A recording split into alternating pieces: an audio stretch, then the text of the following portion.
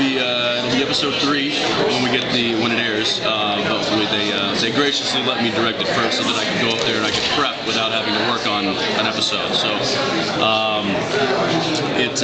being the second go around, I thought it would be a little easier. I thought the knowledge that I learned last year would kind of parlay into something of, making it a little lighter of a load for me, but it proved to be just the opposite of that.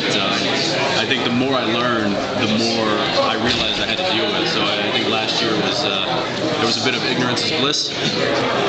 And not to mention let me help you out. Not to mention last year I think the script that they gave me was a lighter script. It wasn't quite as heavy in the in the technical aspect of directing it. And this year they flung me into the deep end. So it was where, just to give me an idea of, normally in one of our scripts we have between about 40 and 50 scenes.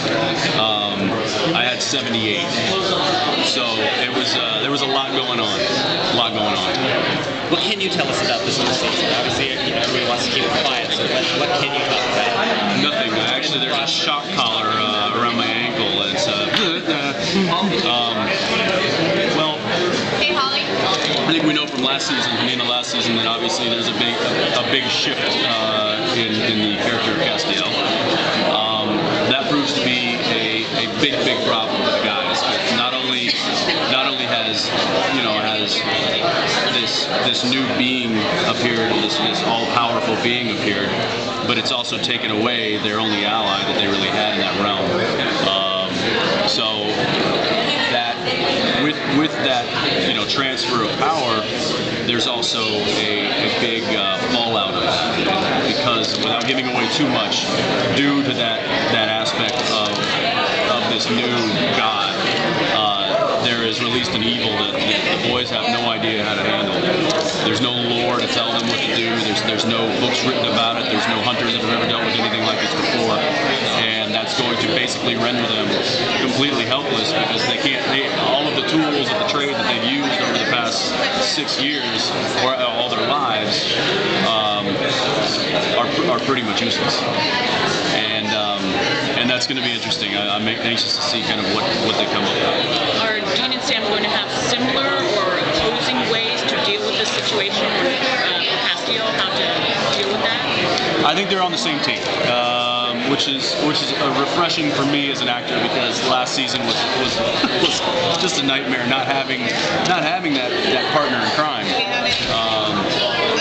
Soulless Sam, even though Jared did an amazing job, I thought, of playing him, what it did was it took the character of Sam out of Dean's life, and for me as an actor, playing Dean, a lot of playing Dean is the relationship that he had with Sam, and because that was gone, I was a little lost in how to react as Dean with Sam. So it was just a kind of a confusing thing. But I think this season, they're on the same team. They're all headed down the same road together.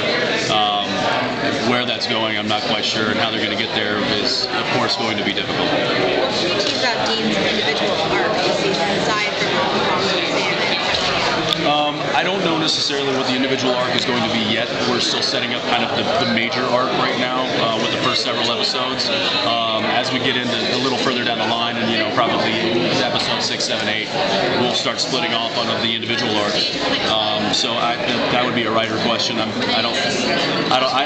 kind of focus on what's in front of me as opposed to what's in the future. So. What is your episode about? Can you say a little bit about that?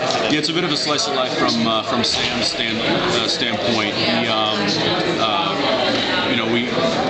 What we learned in episode 2 still translates into episode 3, and Sam is battling some inner demons, to say the least. And he comes across a job, and we get back to kind of that old formula of Supernatural, where he goes and hunts, and Sam decides to go do it himself because it's something from his past.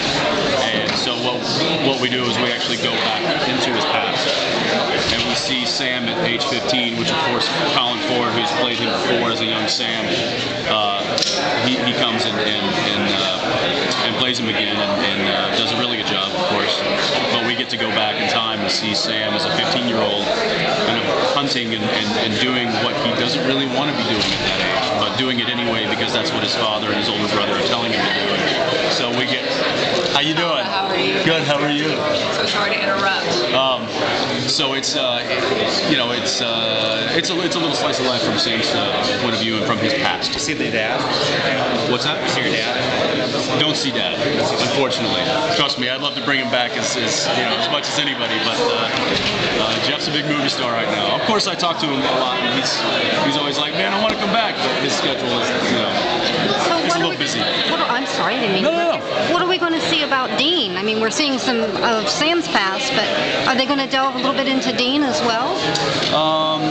Because, like you said, Dean and Sam are integral. They have to, True. From what I've seen so far, which is only the first 3 episodes, we're like I said, we're still setting up the big major arcs of the story for all of the characters. The episode that I directed isn't really setting up an arc for Sam. It was more of just a Sam heavy episode, right, so to speak. So we'll get into the Dean episodes and whether what's going to take off from that, I'm not quite sure. Okay, I'm just thinking because what happens to Dean in his childhood has to affect Oh right, Sam. yeah. No, I mean a lot of the young Dean and the dad stuff is all done over the phone, so we don't actually see those sides of the conversation. Unfortunately, it's all implied. So now that Castillo is gone, so at the end of last season, Misha's totally inseparable now, right? What's that? Misha is totally inseparable now that he's a god, right? Yes. Yes.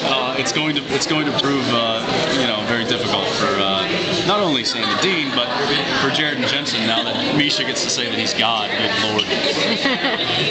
You're like writers. We need to do something to change it. Please change it. Always says he's God. I know, it's ridiculous. Oh, hey, Misha, how you doing?